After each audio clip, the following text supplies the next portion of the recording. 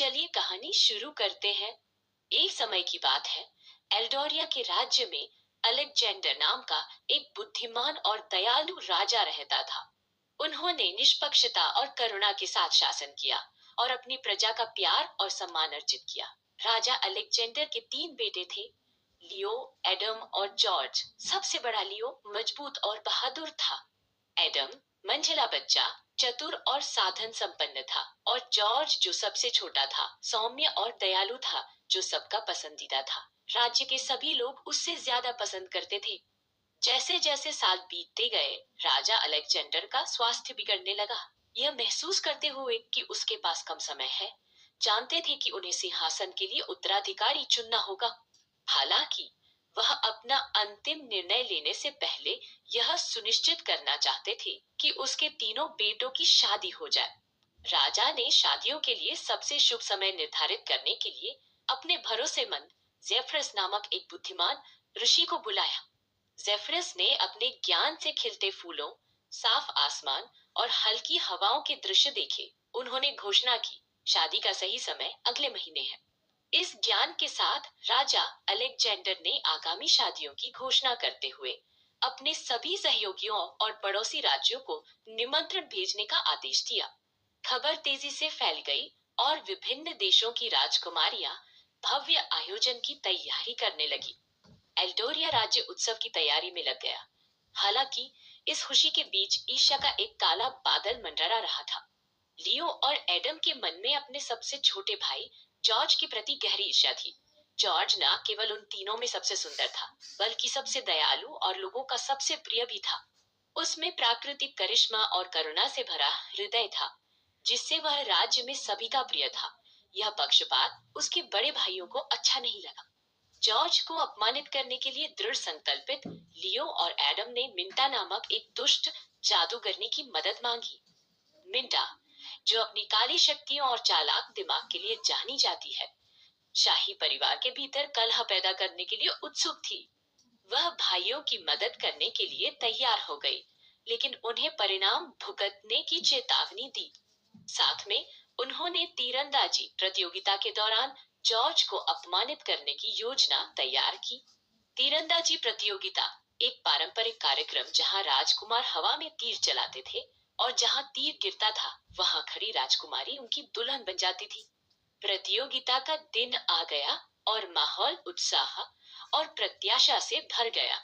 विभिन्न राज्यों की राजकुमारियां एकत्रित हुईं, प्रत्येक राजकुमार की नजर में आने की आशा कर रही थी।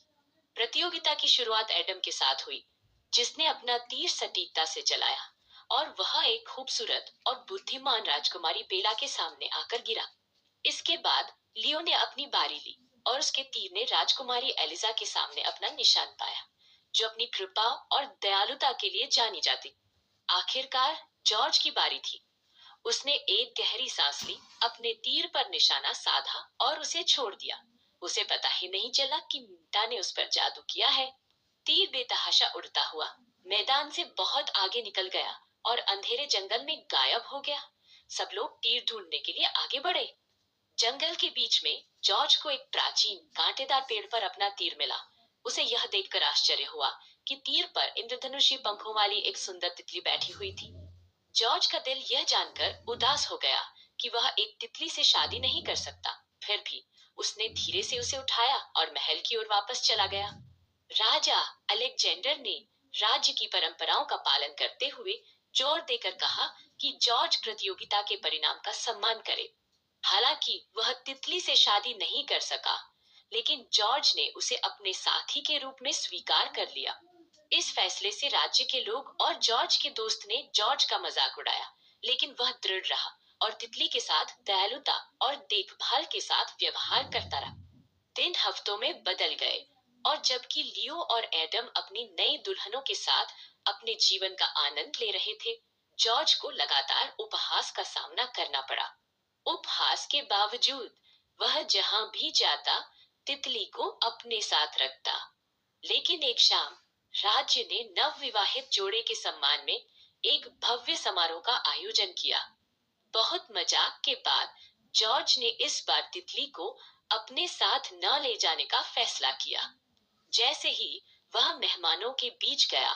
उसकी नजर कोने में अकेली खड़ी एक खूबसूरत लड़की पर पड़ी। उसने एक गाउन पहना था जो चांदनी की तरह चमक रहा था और उसकी आंखें मनमोहक रोशनी से चमक रही थी। जॉर्ज को उसके प्रति एक अनूठा खिंचाव महसूस हुआ।